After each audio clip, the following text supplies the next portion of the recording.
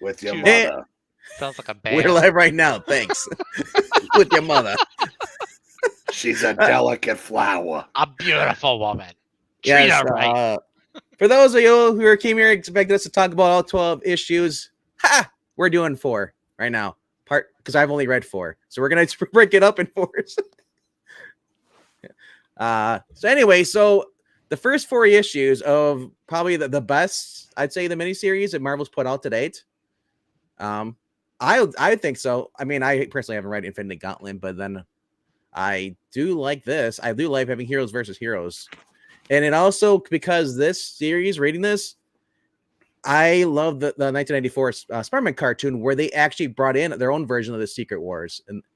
And you know, there are some subtle changes, but I can see reading the original story here, there's a lot more like they did not put in that version of this. Excuse me, pick me. I choose you. This might be a good time, but for those of you that are just tuning in and didn't read the thumbnail, we are going over Marvel Superheroes Secret Wars from 1984, the 12-issue miniseries best known for introducing the black Spider-Man costume that eventually became Venom. So now you're caught up. Now continue. I mean, for the Zoomers, right? The Zoomers who've never read this and only know the Venom. That's right. Right. This is where Venom's baby Puppet self was for you, since you're the Zoomer. The series that was created to sell toys, but has stood the test of time. Actually, I think Puppet Team might have actually read this. He's a big Jim. Yeah, he is. That's why he's in the chat right now. He is. Oh, that's him. I thought that was you. Okay. At first I was, and I said Jack. We're waiting on Zach, but then he's been talking in there too. Oh, gotcha. Funny when we share control. I can control the puppet. You're like Psybeast. Psybeast. I have no idea what that is. I'll save that for later. No, it's a Teen Titans Academy thing. It's awful. I'll tell you about it later. We're gonna talk about good comics right now. All right. But no, this is actually probably the first comic of any type that I read that was pre 2000 when I first got into comics. It's very wordy, but it's not bad wordy though. It's Jim Shooter writing, which is my first story I've ever read by Jim Shooter. Mm-hmm. Yeah, it's really well done. It is very wordy. I was actually refreshing, just going through it, giving myself a refresher course. I was like, oh my god, the art on this is just awesome all the way through. Oh, it's beautiful. There's a panel, you haven't gotten to it yet, but I think it's in like issue 8 or 9. Well, yeah, if we're talking about issue 4 though. Yeah, there's 1 through 4. Let's keep it. No spoilers. There's panels that are just incredible. What is it? Is it issue 4? That's the Hulk under the mountain. Mountain lifting it up. That's forget the Spider-Man one. That is actually my favorite Secret Wars. Yes, cover. we will talk about the Black Suit Spider-Man issue 8 when we get there. When we get there, let's pace ourselves. Like, why rush through 12 issues of just amazing content and just beautiful art, and just the fact that you have characters on there you're not going to see today in this same kind of light of manner or drawn or just dialogue. And for those who are wondering, for continuity purposes, this takes place when Sue's about to give birth to Franklin. Yeah, that was years ago. Sue is pregnant was with Franklin, and actually, I wasn't. What else was happening at the time? Was Captain Marvel still an Avengers trainee at the time? Okay. This takes place in Avengers. I think 242 is when they go find the thing in the park. She was still kind of. I can't remember if she'd been made a full-fledged member. No, she was a member by then. Star Fox was the. Oh, that's hysterical, Ash. Yeah, Ash, have you read this? If you have, get in here. Yeah, I'll let you in, man. Let's see. Spider-Man. This takes place after issue 251. He just had a battle with the Kingpin and the Hobgoblin. Yeah. The Hulk at the time had Bruce Banner's brain, but was starting to lose his intellect. And how do you not go away, Ad? How do you not love the? Oh, of course, he's got the paper. I know. Oh my gosh, that is just the most beautiful cover, though. Ash, we're just talking about the first 4. So yeah, close enough. Come on in, Ash. Yeah. So hold on. Well, Iceman was, but we're not talking about him because he wasn't in this story. Political. Yeah. We don't talk about Iceman. But at the time, Jim Shooter was in charge, and he was writing it, so very tight rein on continuity. So everything that was going on in the book, in the character's own books, played into this. And even though the series itself was 12 issues, took place over the course of a year, the very next issue of the characters involved's own titles, they were back from Secret Wars with subtle changes that you had to read the series to find out how it got to that point. Because the next issue, She-Hulk is in the Fantastic Four. It's like, well, how'd that happen? Yeah, and, yeah. You would find out over the course of the series. And so I said, these, whether you think that the series has held up or not, what it did do was, like I said, it adhered to the continuity of what was going on with the characters at the time. And I thought it told a really interesting story because Magneto was kind of in between his heel face turn. Yeah. And when the story starts, he's on the side of the heroes. He's in their little satellite, and no one can figure out why. I just want to point out that the biggest thing I noticed from the very first issue is this jam packed with awesome stuff. When they're all discovering where they are, and you just see in like I forgot who says it, but I know it's Thor. It's like you see the stars, like, oh, look at the galaxy, and then you see he's like they're just wiped out. He's like, it's like someone just took a hand and then just brushed them all away. Yeah, and you see Galactus. One right there. Yeah, it's just like he's Galactus and he's standing next to Malkill Man. Malkill Man, who's basically is seeing a therapist. He's no longer evil anymore. He just wants to be left alone. He lived the natural course, and it's like him. He's standing next to Doom, and then and then you see Ultron's there too, and like Doom's like, you gotta do something. He's like, and telling the Malkill Man, he's like, take Ultron if you can, to just throw him into the boot of Galactus, and you see how Galactus, as he's looking at Ultron, Ultron's like, oh, I'm all my type. He's like, gone like a gnat. It was awesome. Like I couldn't believe. I was like, it almost seems like it's overkill, but it's like it's at the same time. It's like I can see why kids, like 12, whatever, 8 and 10, were just holy. You've never seen this before.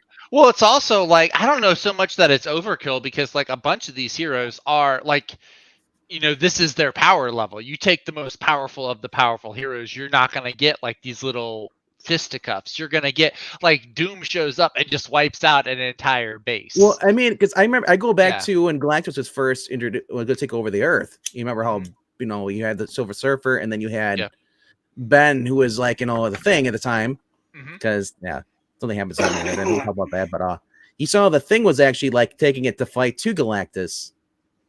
In this, it's just like Galactus is so powerful. They're like, crap.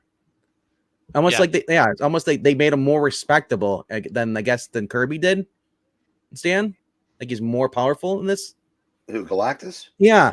No, Galactus was just there, and I mean, he didn't really. He's way more powerful than everyone else put together, so he's just kind of there. And then I guess he tries to eat the Beyonder's world, but he flew out of the Thing with Doom towards there, and then you see Doom's like, Doom wants, Now the Molecule Man was an interesting choice to put in this because he was last seen in an Avengers story from like 2 years prior that involved Tiger and the Silver Surfer, and since the Molecules Man's powers are anything molecular except for he can't affect humans, but he can change everything else around it. So he basically stripped Iron Man and Thor and the Silver Surfer of their powers, and then he ends up seeing the error of his ways. He basically turns good, and he puts Thor's power back and Silver Surfer's power back. But the Iron Man armor is too complicated even for him. So he recreates an Iron Man leisure suit, which I thought was kind of funny. But it also, Tiger learned Thor and Iron Man's secret identities in that story. Oh, But so he basically just wanted to be left alone because he next to Galactus, he was probably the second. At the time, he was probably more powerful than DoctorDoom, given his power set. Well, and you see, yeah, they even mentions like why the villains, why is he catering to Malker Man? The Doom. Yeah. right. Absorbing Man's like, well, what the fuck? Why is this old guy getting the special treatment? But I love the characters on here. Let's talk about the heroes. We got Wolverine on here, the X-Men, Charles Xavier, who's not in a wheelchair. Yeah. Okay, here's a little bit more context. After the Brood storyline that took place in the 160s, the Brood had infested Charles' body. Yep. So they had to destroy the old body, and they cloned a new one, which didn't have the physical limitations. But when his consciousness was put in it, he had the mental block. Yep. He couldn't convince himself that he could walk, so he basically still had to relearn how to walk. But by this time, he could. So. Yeah. Okay. But and then we also have Hulk and She-Hulk. Like I said, Banner in control of the Hulk. Smart, it's Smart Hulk too. It's not just like Hulk smash. He's kind of you get the best of both. We have Janet in one of her horrible costumes. Not her best look, in my opinion. The green not with the her purple. best one with the short hair. The way she, not my favorite. It was more like what's her name from I Love Lucy. Yeah, kind of Lucille Ball, Lucille Ball, kind of like Ginger. A little bit. But yeah, you've got Thor, you've got Cap, you've got Iron Man, but not Tony Stark. Although I don't know if that's evident in the. I mean, I guess if you're as you read it, if the other heroes don't know initially, but the reader does, because again, that was during Tony's alcoholism. Okay, he had just left the Avengers. Gotcha. And they, that's how Marvel. It would have been so easy just to make it Tony and have it be all the characters but Shooter wasn't going to do that because whatever was happening in the books, that's where. Brian, I got to cut you off there. We have 3, 2, Get your Coke can. Nice. He just had that waiting. What's up, Ash? Howdy. I am not at home. I'm not on my normal mic. I don't know how this sounds. You sound good. You sound like a normal person. Yeah. Okay. Well, good. Wait, he sounds like LK. I don't see LK in the chat. Are we Show us your hands. We need to make sure. No, I'm just teasing. No, my hands are indisposed. Well, we don't need to know what they're doing. So happy to have you. They're feeding my pie hole. Oh, okay. Gotcha. Okay. Out of context sounds bad. That's what the kids are calling it. Show of hands. But you said you read this, but it's been a while though, Ash. I'm sorry. I know you just put it on. It is. It's been 20 ages. Years. Like, okay. I remember that Spider-Man finds a black suit and he takes it home. Like, I don't remember much. Well, that is the big thing. That is the big takeaway. That unfortunately, that's the thing. I think a lot of people. I'll just say it's been 38 years since this came out. It's been I know, right? It's been for me. It's been a good while. It's been a good while. God, that's. What's crazy is I remember when I got into comics, Secret Wars was actually already passed, I think. Mm-hmm. I think Secret Wars, Breen will know. This happened before the 25th anniversary of Marvel, right? Yeah, this was 84. Yeah. Yep. So I kind of came in the scene after Secret Wars. That's right, because I came in Secret Wars too. And at that time, you're like, man, 25th anniversary. That's so long ago. That's like ancient. And now this is like way beyond 25 years. Like it's just weird to think that something that was new is now older than what I considered old at the time. Now, I wonder if Hasbro will do like a collection, like build a figure 40th anniversary Secret Wars. That'd be kind of cool. Because I know they've been doing it with a lot of the. No chance in hell. If they're like the newer action figures that have like all the multiple articulation joints, I don't know if I would go for that. Because I mean, that's the thing that's been going strong for Marvel is the toys, as far as the build figures, even though they're like 15. Oh yeah, bucks a pop. the Legends books that The have, Legends like, and all one that stuff? piece. Yeah, I know what you're So talking about. and you I can build used it. to have Yeah. most of the Secret Wars action figures, and they Oh, were my nice. favorite superhero action figures ever. Even though they weren't articulate, Mhm. they just looked cool. They looked like they were ripped right out of the comic books. And Nice. this is my greatest regret of all the toys that I've lost over the years. Even my Star Wars toys, like the Secret Wars toys, I'm like, I wish I had those. It's kind of one of my Grail things. I'm not a really toy guy, but I love DoctorDoom, and I'm like, I really like to get Secret Wars DoctorDoom figure one day again. Yeah. In the box or out of the box? Out of the box. I don't care about the box. I'm not one of those people. But I would like him in good condition so I could display him. Well, Right? Ash probably doesn't remember. Venkman, you'd have no reason to because you haven't read this far yet. Zach will remember. If you get a Secret Wars, it would be DoctorDoom. Yes, I do get that. See, I haven't read all the way through this, but I've always wondered: is he going to That's steal the the- Beyonder's powers in this one? I know I did in the sequel reboot, whatever they did 10 Keep years reading. ago. That's the Keep claw reading. pronunciation. Yeah, we're not talking about the No. Hickman Secret Wars. That know. is far.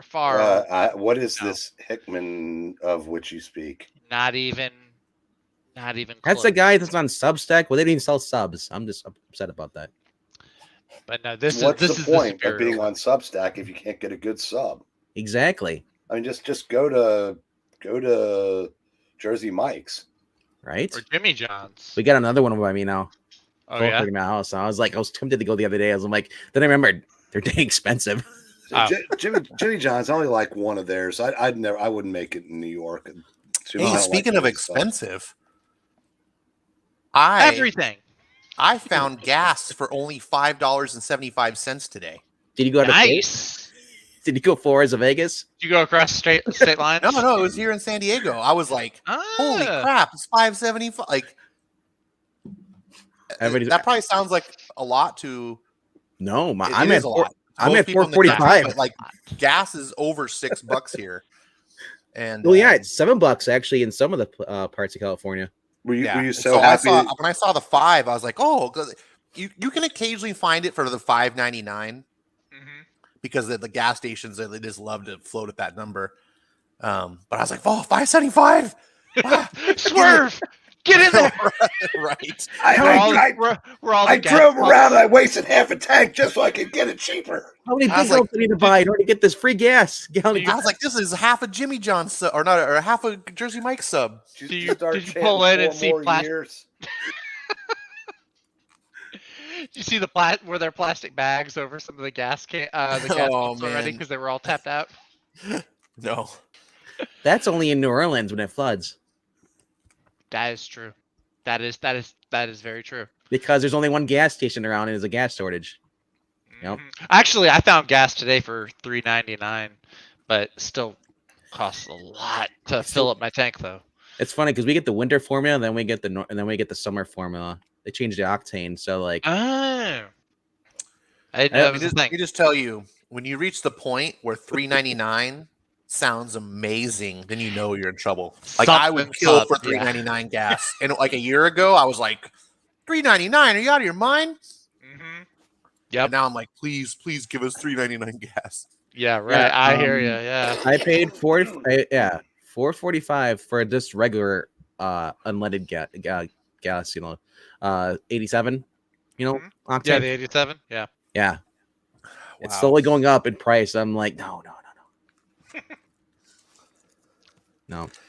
The only thing good about going to the gas station where I have, you get the actual $1 off your car wash. Oh.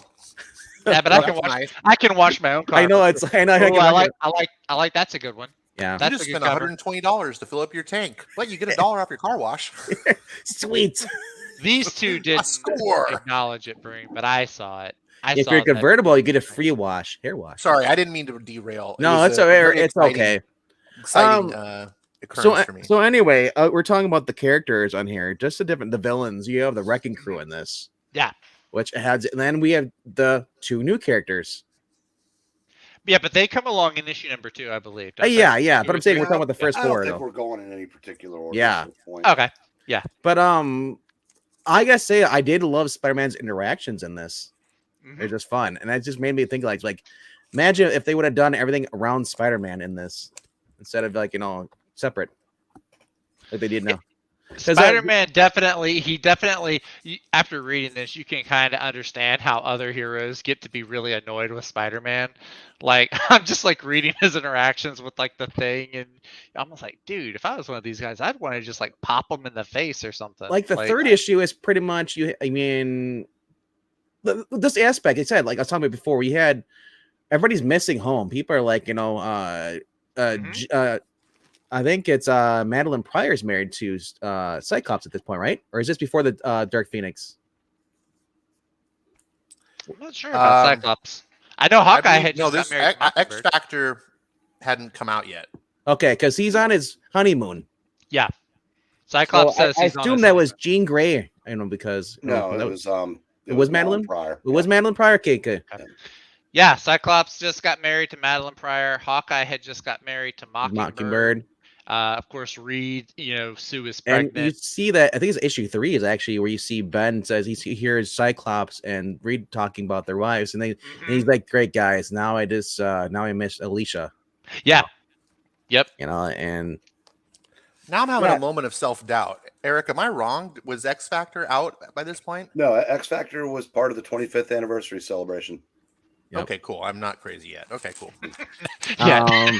But I love how Spider-Man's like, he's swinging through the thing. He's like, man, if I need to see it's another room that's the size of like Mount Rushmore or something like that. Yeah, well, like these fortresses they have, because like against the pictures, you're like, oh, okay, it just looks like a normal build. But then you read like the captions and everything, like these fortresses are the size of cities. And Spider-Man's like, you find out, all of Battle World is created to suit these heroes. Like the buildings on the inside, it's perfect for Spider-Man for his web swinging, or outside the terrain is perfect for fighting and brawling and jumping off of stuff. I like they still kept the banter between She-Hulk and Hawkeye. Yep, they still have that antagonistic. So when that storm came, and you see Thor's up there because they're on patrol. Because I thought it was kind of weird because Cap's the leader. And he told Monica Rambeau, Thor, and Iron Man do a spiral search around the perimeter. I'm like, I had to look because I was looking like spiral. I'm like, it makes sense for perimeter. 3 people, huge. Like they said, it was like 50 Pentagon sizes, like this multiple 50 Pentagons. Yep. And we get Marania's favorite part later on in one of these issues. I think it's either 3 or 2. We get the rocket skates, the jet skates. Oh yeah. Yep. Iron Man has the rocket skates. Yep. And then something too, because I know he does this with Monica, and I believe he does this with somebody else down the road. But yeah, Iron Man just like he lays the flirt down on several heroines throughout the story, and just the way Monica reacts to him, I think is pretty funny. Like I said, I mean the battle between we get the first battles, the first skirmish, and the heroes win. Yep. So then they find everybody finds their own home. Magneto, I got a home. Doom goes there and he's like, I got a home now, But then Doom's like, he decides to leave because he's hoping. He's like, I want to find out what the Beyonder is capable. I want to, yeah. I don't want to be a pawn. It's so then Doc Ock thinking I'm going to be the leader, and then Doom's like comes back. He's like, no, you're not, because I forgot who it was that fired the gun at him, and he's like, I think that was Kang, wasn't it? Kang, yeah, the Conqueror. Kang the Conqueror, yeah, he's one of the bad guys. Like, yeah. We killed you. He's like, we can kill Doom, and I think Ultron gets shorted out or something. Well, Ultron actually was because Galactus took the life out of him. So, that's right. So yep. Doom turned him into his whipping boy, pretty much. He's like, he brings him back, but yeah, he's like his bodyguard. He's only if there's Doom. Any complaint about how some of the villains were portrayed, I think Kang and Ultron kind of got shafted. Yeah, Well, shafted Kang just a definitely bit. did. Kang definitely did. Later on down the road, we find And that out. But Ultron kind of went out like a bitch. a little bit. And then I'm up, Meanwhile, like, the wrecking crew, they're just like, yeah, we just lived to brawl another day. they used actually the smartest people in, like, you know, they use King, they use Doom and Reed Richards, and basically just use them to set up to see how advanced the technology is. You know, where King's like, oh, this is simple, I know how to do this. Took, you know, where, you know, it took Reed's like, oh, I'm just really trying to figure out, and then he's like, you know, and then he made a comment when they're going in, is like, and Spider-Man's like, thank God Hulk wasn't here when your head said that, because he made a quip about him being dumb. Oh yeah, but now you know, Zach, you were saying how you could see why the other heroes would get annoyed by Spider-Man. I disagree, because that was his personality.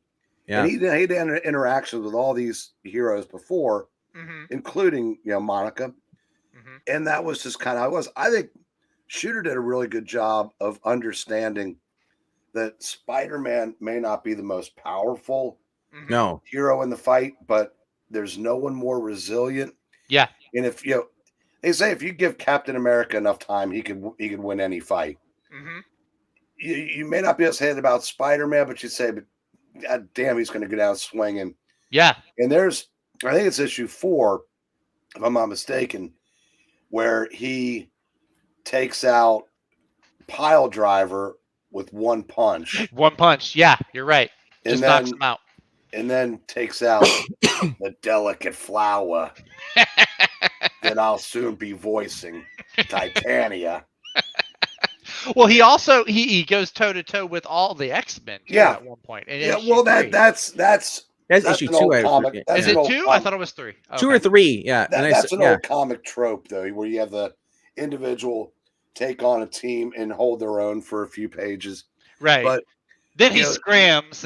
Nowadays, Spider-Man would soil his diapers if one of the members of the wrecking crew came at him. And probably the same with Titania, because no modern writer has any respect for this character, and hasn't basically for the 21st century. But I really enjoy that. When I reread that, yeah, I'm actually, you know, marking out, like, well, the not quite kid I was when I read it the first time. I was like, yeah, this is what this character used to be. Yeah, it's awesome. I've been loving just going through and refreshing myself on the story, picking up things that I didn't even pick up the first time or the first 3 times that I read it. Let me answer, you know, Slither's question. Punisher didn't really come to I think he might have been cooling his heels in the pen at the time from a Daredevil story. And I think also in 1986, that was when the miniseries that led to the explosion in his popularity came out. So Punisher was really basically an afterthought at Marvel in these years. You know, so there's like, it was either from Daredevil, or then he showed up in a Spectacular Spider-Man arc, I think in like issue 83, which probably was about 1983 now that I think about it.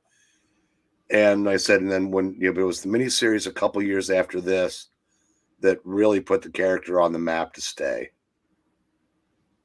Yep. Yeah. That miniseries is great. And what do they have in common? If I'm not mistaken, didn't Mike Zeck do the art on that also? Yep.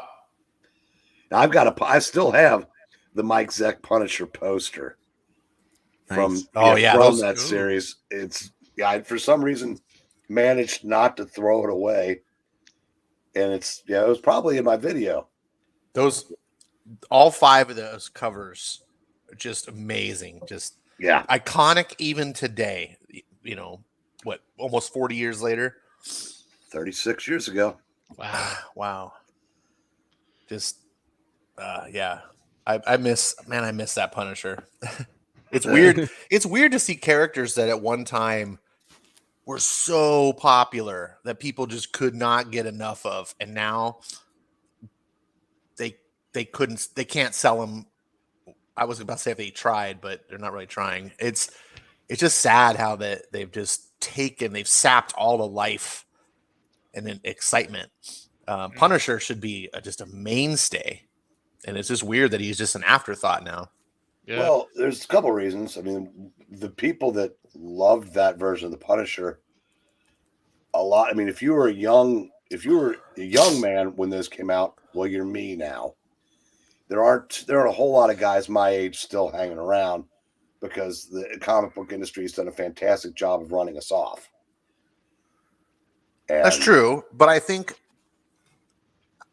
that the lull in quality for so many years made it so that new people coming into the hobby didn't get to discover, like, oh, this is really cool. Like, when they came in, there was no Punisher. Punisher was this, oh, that's my dad's comics, like, whatever. Yeah. And so it doesn't have that cool factor. You got to kind of work to constantly be maintaining, your books, because you're always getting new people trying stuff out. And when you let a license or IP slide, it's tough to recover, because you lose that audience base, and they then of course have their own comics. Everyone remembers, like, the comic that got them into comics, and that tends to be their darling. And now we have an industry, I think, that's full of people that what got them into comics is vastly different than, like, what got me and you into comics. Well, also with Punisher, you've got the version that we're talking about now, and then there's also the Garth Ennis version that it's the same, that he looks the same, he may talk the same, but it's not quite the same, because it's basically it's like the Punisher if he were not connected with the Marvel Universe. It's a much darker version, which is fine. But I mean, and I like both versions, but yeah, the version that we're talking about from, like, this 5-issue miniseries, and then, like, the early Baron issues and whatnot. Yeah, that character just hasn't been around for decades. And like I said, if Ennis would have, the way Ennis wrote, what's it called, Jennifer Blood, to me, that's separate from Marvel and the Comical Authority. That was definitely, like, a much darker, and I could see that they would have been like he would have been able to do Punisher away from the Marvel Universe. I agree, he would have been a much different character. Well, there's also one other thing, and then we'll get back to Secret Wars. The modern writers cannot help themselves but to put their own voice in their characters, to the point to where there's even one of the Punisher series where he lectured someone on guns. Now, Stephen Grant, is a lefty. He's a liberal. I mean, I shouldn't say lefty. He's like what we know as a classic liberal. But he understood what the Punisher was, and he gave us that character. And there's no discernible difference between him being written by Stephen Grant, a liberal, and Mike Baron, a conservative, because they didn't put their voices into the character. They put the Punisher's voice in the character. Exactly. And that's in comics. And it didn't, honestly, when you read the Punisher, especially with Ennis and Grant stuff, to me, I don't think it really changed as much as far as the character itself. It just felt like, a continuation of it. Just what he's allowed to get away with. I mean, yeah. And like I said, when I read the Ennis and I read the Grant, who also wrote the Jennifer Blood story over at Dark Horse, and then when Dynamite got a hold of the character, now it's a totally different character. They don't even have the mother. They wrote, like, the daughter, and it's just like you can see how horrible it is. It just looks like it just been put out by Marvel. For being, I was shocked. I was like, really, Dynamite? You're doing this to a character that people love? It just, like I said, I like it when you can read a story, and even if you have two different writers doing a crossword event, and it feels the same. It's like it's just one writer. The Crisis Within. Look at that beautiful Spider-Man down there. And we got the Mohawk Storm. Look at that. Yeah, because correct me if I'm wrong. Storm had just become leader of the X-Men, correct? She's been that for a while. She's been that for a while. The story. I just read one of the last issues today. Okay. Scott says, "I realize you're the team leader, but do you mind if I take her?" Because, both of them have been infected by the Brood, but apparently Storm's was worse. Mm-hmm. So she deferred to him. So I'm guessing she had been for a while, because Okay. I think when Scott left the team after Jean died, and Ash probably knows better than me, I think Storm ended up assuming control of the team, and then Scott came back about 20 issues later, give or take. Okay. But she was in control of the team by then. So I have, whenever she has the mohawk, I just kind of associate the mohawk with her being in and charge. since plots went on in these days, subplots lasted. This went all the way to issue 201, where the two fought for team leadership, and Storm won. Mm. Yeah.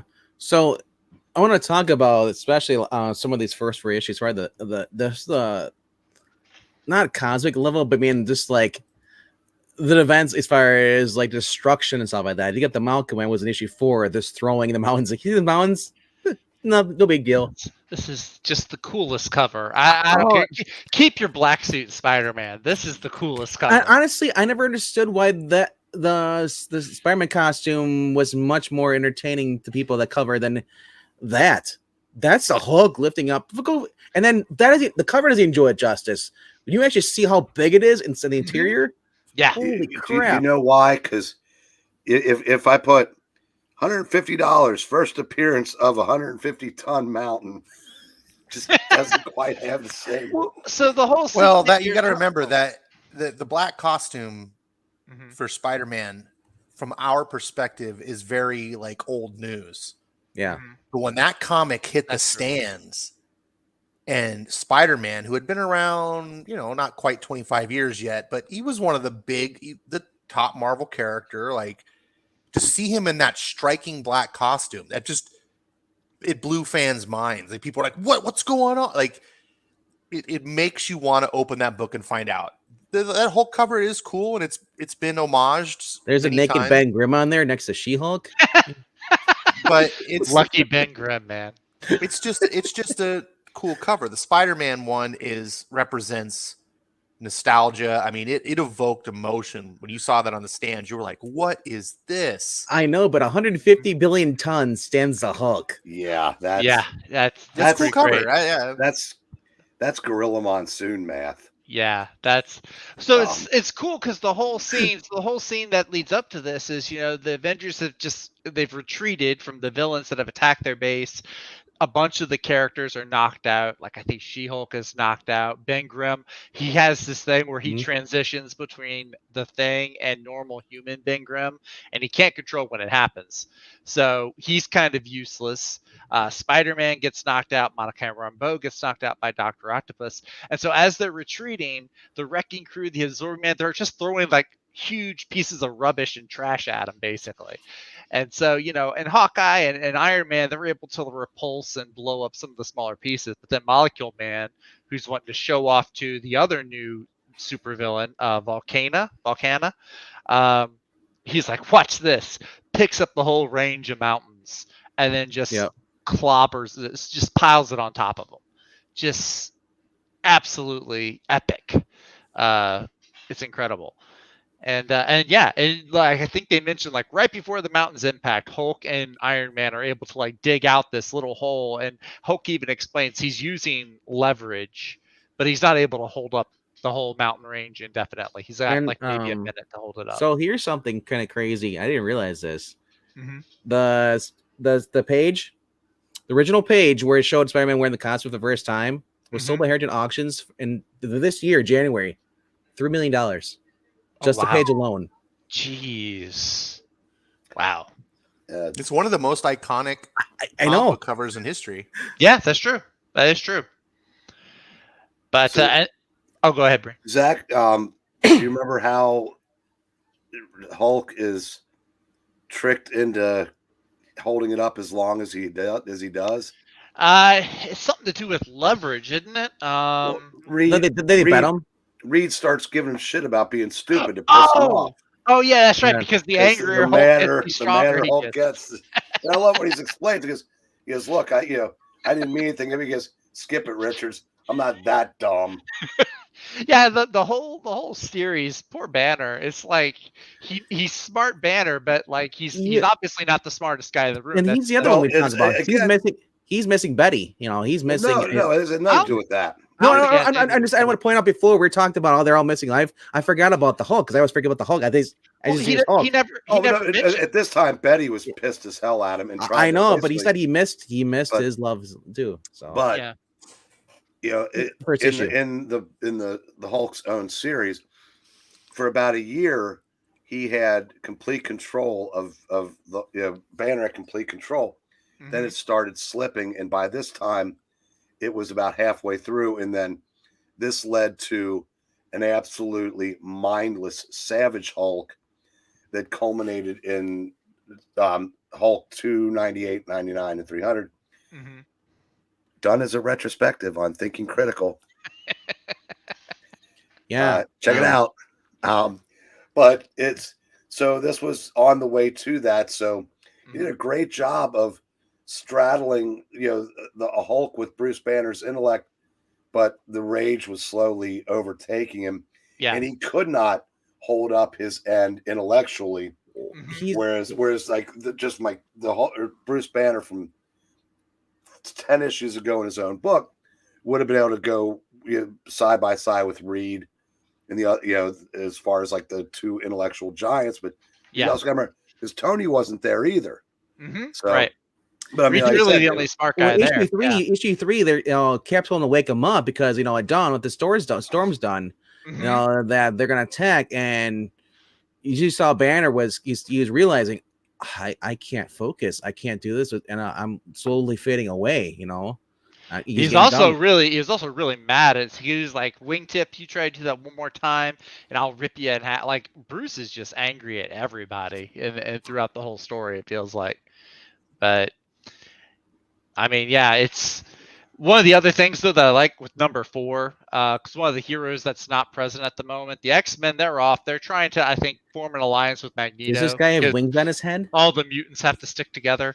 But Thor is also taken off too, because Enchantress kind of whisked him away. Enchantress is kind of neat in this because she's one of the villains, but she's not like, she doesn't really, I think, want what the Beyonders offer. She just wants to go away with Thor, or at least at this point in the story. Well, I remember during the Casket of Ancient Winter, just around this time when they had, I think it was Simonson was writing Thor, right?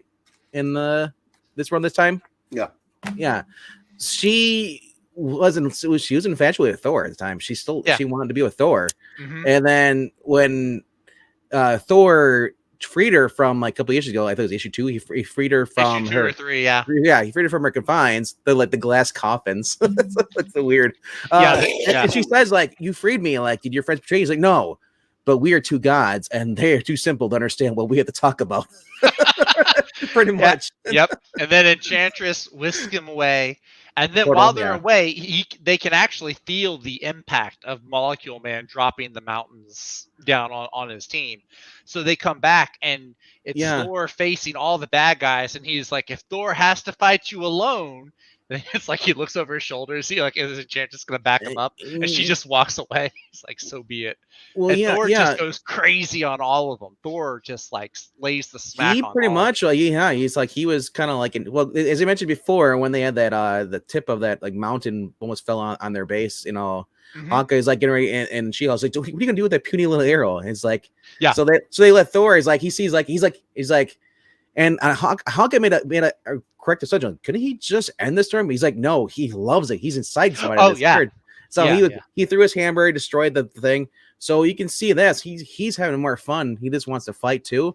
Mm-hmm. But then they stick Ultron on him, of all people, and at this point we don't Ultron thing. What's he gonna do with Thor? But Doom reveals like, "Hi, I upgrade him, give him a disintegrator ray, molecular ray, and it hits Thor, and all that's left is his helmet and a piece of his cape." Is Doc Ock says, And you see Enchantress crying actually for him, Yeah, well, yeah, because she really loves Thor. She's got feelings. Now she's the only Asgardian. Yeah, almost as much as she loves herself. Almost, right? Yeah, that's true.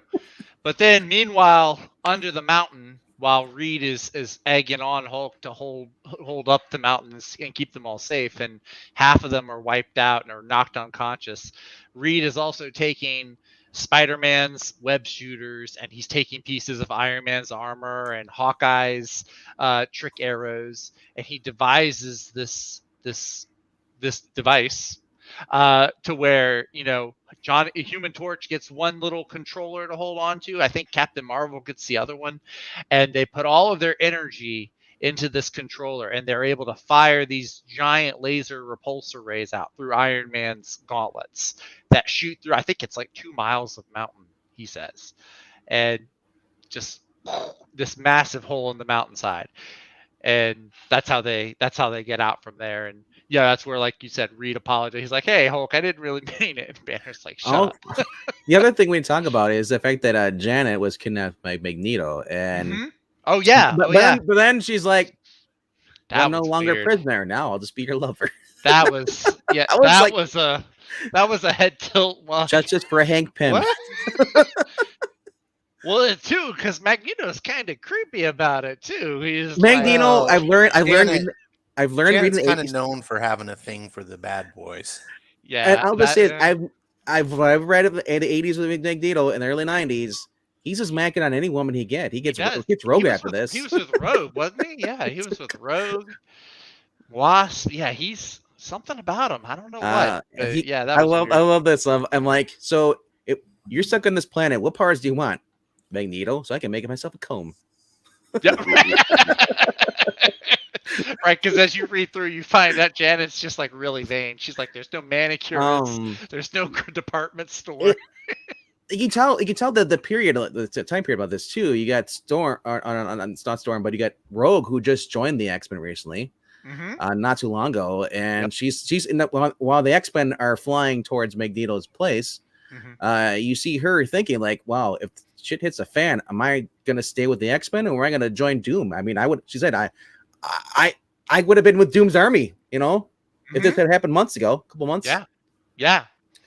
The first year she shows up at Xavier's in 171 because the absorbing Carol's basically personality has really done a number on her, and Destiny and what's her name? Mystique, thanks. Yeah. You know, can't do anything about it, so she goes to Charles and joins the team. But for that first year and a half, there are several instances where her conscience starts vacillating, and you don't know which direction she's going to go because the template had been set in Teen Titans with Tara. Of the supposed hero who's actually bad. Yeah. And because if you'd read that, like I had, and maybe, I don't know if Ash read those Teen Titans, but when you read these issues of X-Men, you do wonder, is the other shoe going to drop? It turns out she became so popular that there was no way they were going to do that. So she has remained a hero to this day. So, and also, this is also in issue 4. You see the X-Men, they're flying. You also see Wolverine Nightcrawler. Nightcrawler's like, "Why do you keep popping your claws?" He's like, "Because I'm trying to hold the animal back." It's he's trying to hold the Wolverine and Spider-Man have probably the best dialogues throughout the whole Wolverine. I was telling you, I was reading through, and when we get here, we'll talk about it. I think it was issue 9 or 10. I was reading. Wolverine and Captain America have some pretty deep dialogue. So perhaps if Ash had spent less time referring to himself in the third person and read some of those silly DC comics, Eric thinks he'd be a more well-rounded comic book guy. Eric is not wrong, but I was a silly little teenager back then. I was 13 years old. What did I know? You're on your Wolverine kick. Yeah, man. I saw Wolverine. I was like, Teen Titans. Who wants to read Teen Titans? And I did. I mean, Wolverine, like when they have the X-Men originally are gonna about to square off against the Avengers in that very first issue, and then you see Wolverine's like, cool it. Psych may be a jerk, but he's our jerk. Yeah, right. He's Archer. We mutants are gonna. They're very segregationalist at the start of. Yeah, the whole and that's the thing. We see Charles Xavier just pretty much mind wipe Peter Parker, Spider-Man. Yeah, Peter goes to tell Mr. Fantastic, hey boss, I think the X-Men are gonna skedaddle, and Charles just like mind wipes him. He regrets it later, but it's just like, no, we can't let him know. I just think of like, I compare the way Spider-Man acts in this book, like comparatively if you've been in Wally West. I'm just gonna look around for food. It's like just goof off, because that's what he's just crawling around, just doing stuff, and he's just like, X-Men. Happens to fall upon a plot to run away, to go start their own group. Yeah, and he jumps through the window. He's like, "Hey guys, what's going on? Let's fight!" And Wolverine's like, "Stand still." It's like, yep, right. So I mean, I love that they kept the humor with Spider-Man in this book. I mean, and in these first couple of issues, I just wish that future writers had remembered how formidable he used to be. Oh yeah, he said he had Wolverine. He had like Wolverine, Storm? Nightcrawler, Storm, Rogue, and Colossus. Yeah, Rogue's like, I can't get and Cyclops. There's 6 X-Men, and there's 6 like top tier X-Men. The first thing he does, he's like, "Hey Charles, whack!" Right. Wow, just knocks out Chuck. Wow. But, and he did, and as Xavier pointed out later, he's like, Spider-Man's on a villain. He could have killed me, but he held back. Right.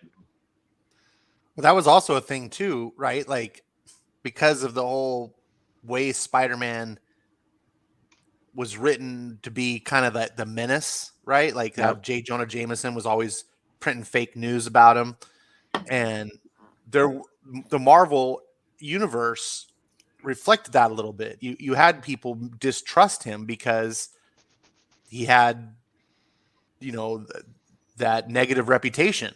And so you could play Spider-Man against other Marvel heroes often, for that reason, if they didn't already know Spider-Man. So the X-Men wouldn't really know him, and they might just go with, and I guess what I'm getting at is there was continuity once upon a time. Well, and writers reflected oh, how would this character think of this character? Nowadays, everything just conveniently works for whatever the script needs. But actually, hold on. Well,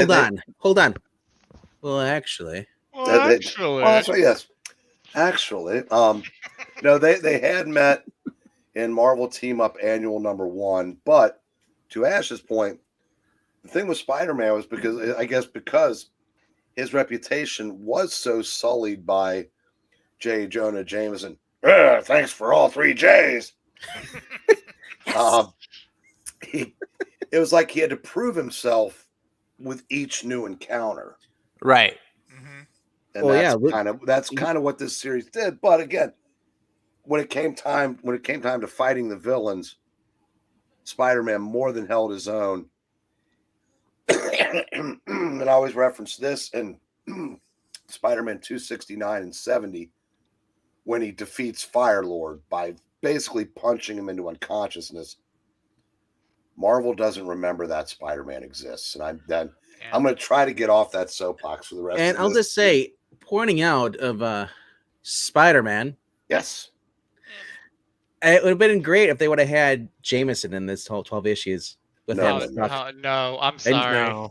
No. Well, maybe for the reading purposes, I would have. Oh, wait a second. Hold on a second. The Beyonder snatches Jameson just for the sole purpose of narrating the whole thing. He's stuck with Jameson, and he's like, "This is all your fault." So Spider-Man punched out Fire-Lord. Are we talking Power Cosmic Fire-Lord? That would be correct. Yes. Yep. He had just expended a lot of his energy. And so there's kind of like a caveat attached to it. But Spider-Man just gets the drop on him and just punches him and punches him and punches him. So he knocks him out. Yeah. And it doesn't give him a chance to fight back, and basically is able to defeat him. And it's one of those things where highly improbable, but it's just it's like perfect storm that led up to it. And like the cover even says, Captain America said, "Spider-Man, stop! You can't beat Fire-Lord." He's just like, "Want to bet?" Boom, boom, boom, boom. Because people forget, Spider-Man does have very enhanced strength and speed. Mhm. So if he gets the drop on somebody, even somebody with, if you hit somebody enough in the same place with that kind of power behind it, it's feasible. Yeah, that's true. I have to read the issue. I'm a little skeptical, but I agree with what you're saying. I think Spider-Man is not remembered. He's more formidable, but I don't necessarily know that he should be able to take on cosmic level beings. I think I think it depends on the level, because there's different levels, right? Even cosmic, like he could obviously beat up like maybe Star-Lord or possibly Nova. well, But Star-Lord is just a dude with guns. Like One Well, of the stories of that's crossover true. events, he actually stole the Infinity Gauntlet off of Thanos. Well, I guess one way to look at it, Ash, is, you know, if Mike Tyson had fought Buster Douglas again, he probably knocks him out in the first round. yeah, So it's one of those things where, you know, it's like it's one of those. It couldn't happen twice. well, like But I it said, I makes need to sense read in the issue Yeah, because I guess it's context 269 matters. and 270.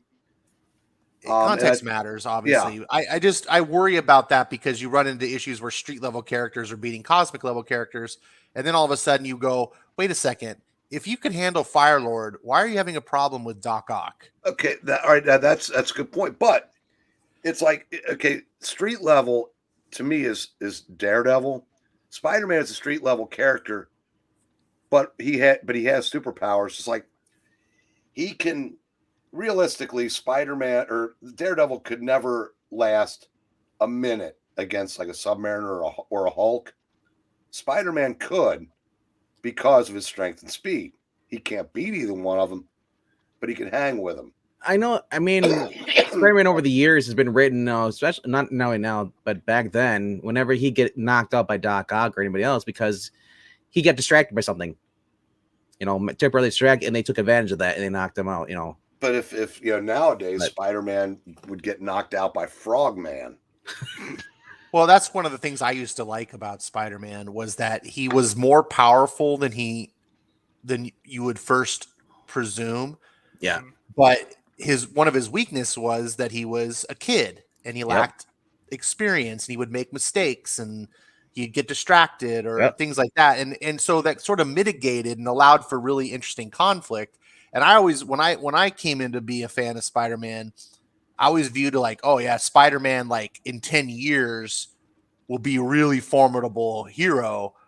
But because he does have a lot of powers, he just doesn't really know how to use it. Where like a character like Daredevil has less power than Spider-Man, but he's highly skilled and trained and experienced. So it makes up a little bit. And I think that was a problem that presents a problem with Spider-Man when you age him up, because then he needs to be more powerful. But then you got writers who go, well, now I need to mitigate it the other way. So they take away. And then now you get these problems where it's like, you can't take on Frogman. Well, and that's the thing. Like it's Civil War. They're in that. They made Peter Parker and all, or Spider-Man basically much more superior than all his villains, Well, they gave him the Iron Man suit. It's basically No. Before he even outed himself, the fact that he was able, like Electro and all his villains, like he was able to take him out within 3 seconds, or 3 minutes, because he knew he'd fight him so many years, he knew how to defeat him.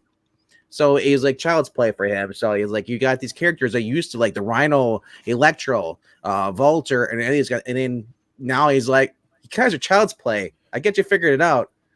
You're just I'm late for something. You guys are ignoring me, and they defeat him, and then he go on.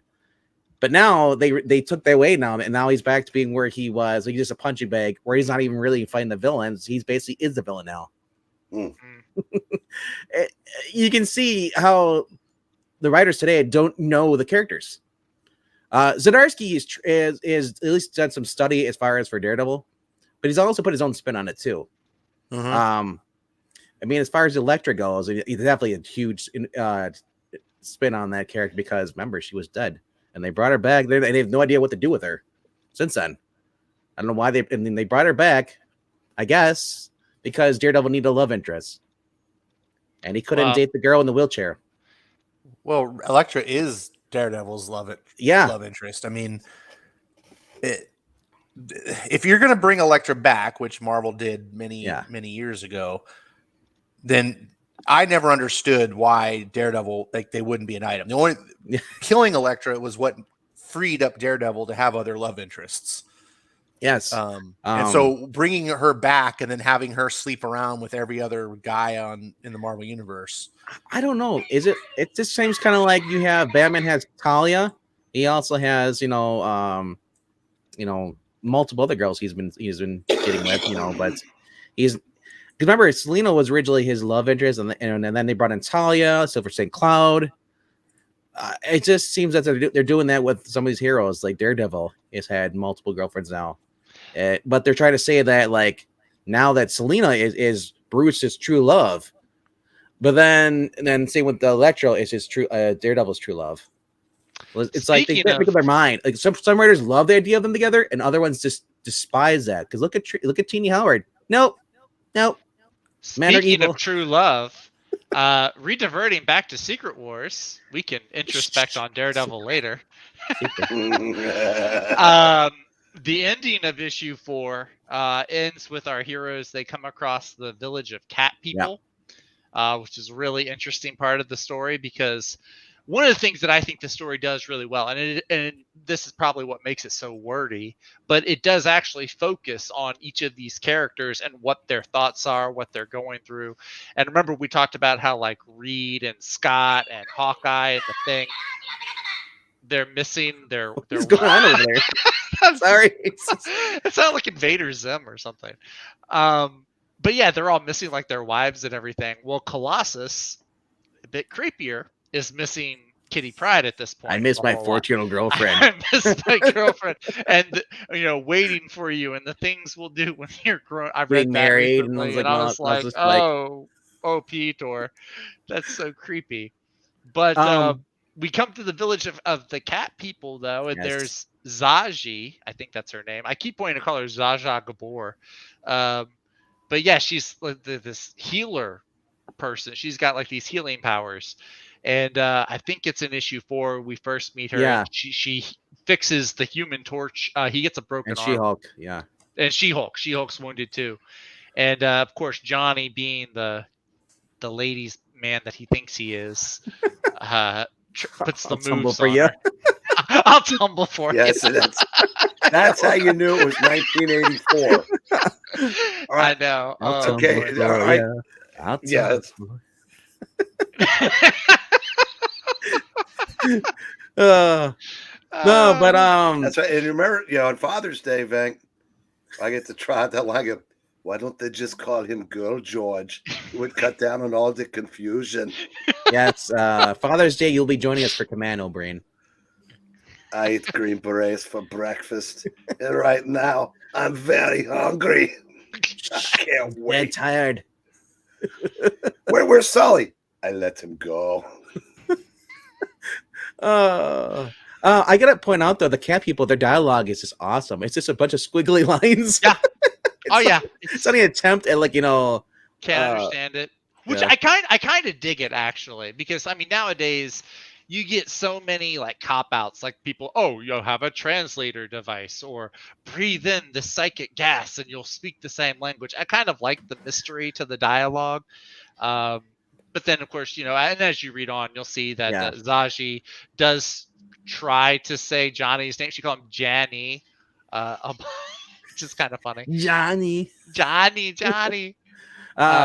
After the cat people thing, you see Ben and Reed having a little tiff, and I guess swear that their faces when they're angry, it's like it looks so bad, especially for Reed. Reed looks like he's like either pulling Joe Biden or a Clint Eastwood kind of glance, or Jack Palance probably more. The look is going with his eyebrows is squinting. I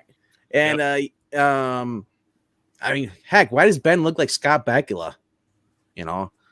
But you got Ben just suddenly just transforms back into the Thing again, and then he takes it out on Reed, and he's like, Reed, why at the worst times I change back? And it's like, and Reed's like, what's wrong with me? I don't know. Ask Moon Girl.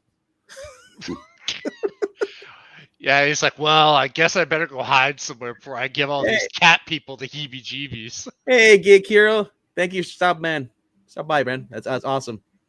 Hey, what's up, Geek Hero? Yeah.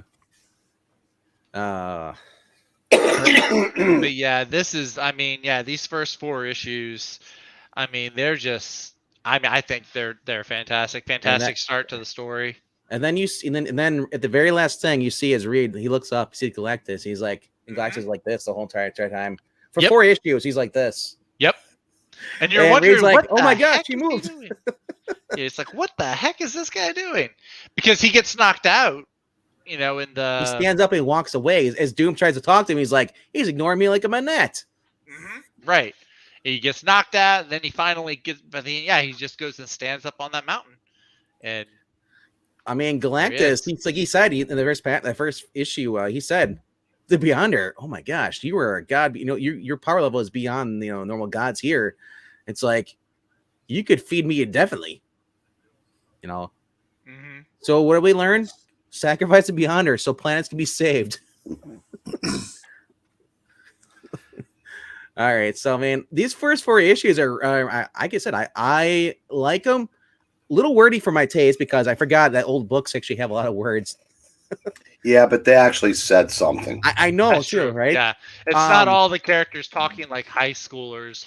So on definitely, smartphones. I think tomorrow, Geeky Puppet Show here, these guys actually might be reading it. The puppets reading the first 2 issues of this comic book. So Zach, I hope you're prepared. You said like, oh, it's too much to read. It's a lot of reading. Oh boy, It's actually not that bad. Like I said, it's like they're normal pages. Between the heroes and the villains, you got what?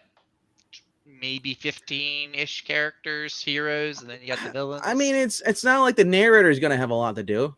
Oh, yeah, you're kind of right there. Yeah, the narrator gets off easy.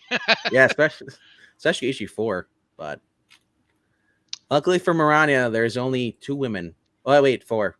But Wasp. at a time, though, it's like maybe Storm, one. Titania, Yeah. Monica Rambeau, Volcana. Oh, I'm sorry, not Titania. Volcana. That's 5. I'm a delicate flower. So if we do have to split up the roles, for the women roles for Mariah, because it's too much for her to read, we got that beautiful brain over there. He can read some of the roles, as he puffs his cigar and just says, "Hey, I'm a woman. I'm Respect dainty like that." Yes. Anything else to say on these first 4 issues? They're great. You should read them if you haven't already. I would have read them had I known this was happening. I feel bad.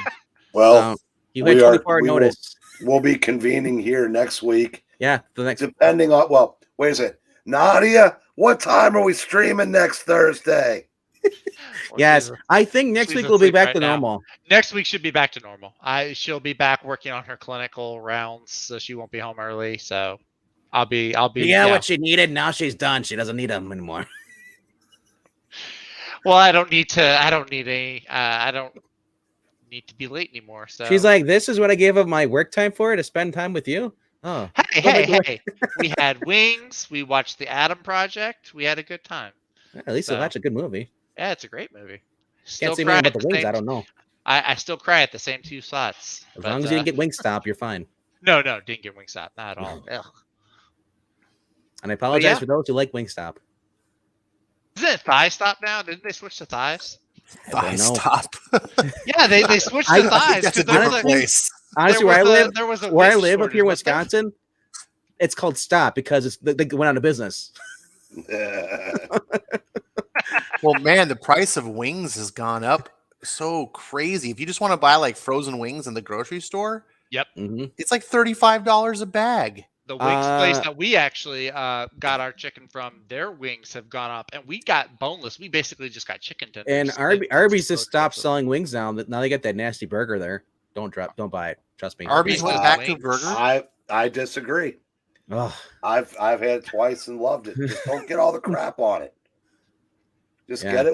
That's crazy. If the history of Arby's, they almost went under like decades ago. Yeah, and they introduced a burger. It's called the Wagyu. Broke them, and they sold out, went under new management, or new company, like bought them, got rid of the burger, and said we need to focus on what we do. Went back to just roast beef, and it like saved the company. So it's crazy to think, that they're making the same mistake it's that they did.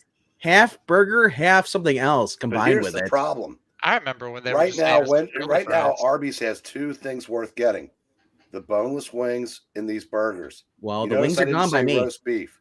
They moved the wings out and gave you the Well, burger that's now. because you're a heretic, Eric. Everyone knows the roast beef. No. Is... No, I gotta say the Well, wings. For having wings, I liked it more than Buffalo Wild Wings. That's usually where I go for my wings. No, we've got both. We can actually still get both of them there in mine. Well, you're lucky. Send them my way. Nope, I'm half perch on this one. I said it's no good can come from Arby's. Never go beef. full perch unless you're doing YouTube. Well, yep. Perch would rather starve than have to eat anything from Arby's. Nah, Perch is a closet. He's one of those people that just doesn't want to admit, so he pretends. You say he's munching beef and cheddars. Oh, dude, he's pigging out on the Arby's, but does he ever go on the camera? exact opposite. Does he go on camera at all? Or is he like you, I Ash? don't know. I don't want The two greatest mysteries of YouTube: who is Ash and who is Perch. Exactly. We might be the same. Could be. You might be. I've seen one of you, so you could very well be right. I've seen it both ways. Actually, I've seen both of you, but Ash doesn't know that. Oh, As long as I did face reveal on England Teen Stream once. As long as you're not wearing No that one polo knew shirt again. because it was an accidental. Yeah. I'm gonna go dig through Yeah, Angleton's live Frugal streams. did that once, and yeah, I thought Angleton deleted a lot of his streams, so chances are you are safe. You may have That's private. true. That's true. But I have You can do access that. to the back. Yeah, if you want to go scour thousands of hours It's of been 7 days and I can't find one single clip. He's gonna I go mean- through those live streams like he goes through Bosch episodes. I'm just gonna picture you the way I have in my head all these years. You know what? That's true. MK, if he Ash came on camera, he had the V for Vendetta mask on. He wouldn't let you see his face. That would be funny. I You gotta could- do that I could- sometime, I can Ash. see him wearing the Vendetta Turn mask. off your camera and have a full face. Or mask no, on. have the camera facing behind you, so all I see is a hood behind you. You know, so you got a hood up, you can't see anything. You know what I picture when I picture Ash? You know what I see? Hey, Rawhide? Rawhide kid? Rawhide. That's a weird choice. I'd see the Well, two-gun. yeah, I had to bring that into honestly, every I see stream the now. two-gun kid because he'll have you can be able face to face with a bandana over. I don't even understand what the reference Eric just made. West Coast Avengers. Rawhide do you kid. remember the Rawhide Kids miniseries in the early 2000s when Bill Jamas No, was I was out of hiring- comics in the 2000s. Well, everybody was because of Bill Jamas. They did a 4-issue Rawhide Kid where he was flamboyantly gay. I mean, gayer than Iceman laughs at how gay Rawhide was in this series. And that's why when we read Rawhide in West Coast Avenger readings, I do it like that miniseries. Oh man, I feel like I need to get a hold of this. Did you guys read this series? Not the Rawhide, just not the Avenger. Oh that man, we one. got to do it. You're welcome to sounds join amazing. us tomorrow. Tomorrow we're going to be reading some more books. Probably Secret. Well, Secret normally Wars. this is a bad time for me because it's like me being on the West Coast. This is kind of like prime time, dinner time, and I usually can't make it until right about now, which is when everyone's ending the stream. But I happen to be away this weekend. I'm house sitting, so yeah, I can make it tomorrow. Why don't you just bring back Ash Lullabies? Maybe. I don't think that's what he likes the title of the show to be. Like, oh, people fall asleep. I don't No, like streaming- honestly, it's that last stream I watched before I go to bed. I don't like it was streaming mine by too. myself is the problem, and I get that. As long as you it's bring tough. your sodas, as Zach thinks they are. yeah, that was funny. I've been doing this for like 2 years. And Zach's like, it's just soda. I was like, wow, someone's not paying attention. Anyway, we're going in the weeds here. Check Get in out. the weeds. We're not going just now. Ash- We've been trudging through. You know what it is? Ash brought the weeds. That's what it is. He always goes the weeds on his. It's legal in California now. That's true. Yeah, I was just thinking, we haven't been in the weeds for a while. Hey, Ash, come on. That's why I haven't seen him. He's been lost in the weeds. Is that why Ash is much more cool and calm? He's been taking some medicine. Some herbivorous medication. I made up a Medicinal word just there. herbs. Medicinal. That's That's the word. I like I your need word though. I put coffee. it both ways now. I need coffee. All right, so we're ending here. Tune in. We're going to stream again in the next 10 minutes. Yep. For the best books of the week, and you Which guys are welcome pale to in join us, comparison Josh to this. and Eric. We're just gonna be showing off the books that we got this week and any back issues. You know, if you say you bought comics this week, even their back issues, you could show them off. Yeah, I have nothing because I've been under the weather, and I think I will just show the books sitting on your couch, man. I think I'll just hang out and chat. All right. Cool. And Ash, that's right. I forgot about that. You can't go on camera and show books unless you do it the other way. Exactly. Yeah. Yeah. Well, you can still hang out with us if you want to. Yeah. When All is right. this? We're going to be talking about in our next stream in the next 5 minutes after we end this best books of the week. Just leave a link for me in case I change my mind. But yeah, I think I'll probably A Jack's link. We'll leave the light on for you. Thanks, Motel 6. Are they still around? Are they I think gone so. too? I think they're around down here. I've seen a few. He only knows all the old references, so he doesn't know the. Look, All right, you notice I said Zsa Zsa Gabor earlier, and I think it was Rhaegar in the chat. It's like, who's Zsa Zsa Gabor? Just look up married everyone. Pretty much. Was it her or was it her sister that was on Green Acres? I think It's it was her Ava. sister. Ava. Okay, that was Ava. Look up deceased celebrities. Rip Ray Liotta. Yeah, too. Ray Liotta. I heard about that. Awesome underrated actor. I think he did. Was it No Escape? I know. Wasn't he in Operation Dumbo? Or what was it? Wait, did you just say Ray Liotta was underrated actor? Well, a lot of people today don't know who he is. Well, that's just because they're Gen Y. They don't know anything. Exactly. Yeah, that's true. And I Gen wish Z. I wish he was in more stuff. Actually, He was. I mean, he's in one of the greatest movies of all time, Goodfellas. He was in Field of Dreams, Operation Dumbo Drop, wasn't it No Escape? Cannibal. That's when he's on the prison. Goodfellas. Yeah. Something like that. Which one? What movie? No Escape. No Escape. I don't see it. There was something. Oh no, here it is. Yeah, he was in No Escape. Yeah. That's what I was remembering because he's trying to escape from this island. I think a lot of people don't really know him because he's not really a leading man. Oh, Yeah. killing tends to play a lot them of supporting softly was the roles. last time I saw him in a movie, and he got off the stoplight. Yeah. All right, but we're going further into the weeds. We're actually becoming weeds. All right. Jokes All right, on you. I've been a weed. See you guys next time. Say goodnight, Gracie. Good night, Gracie. Eat it, Joes.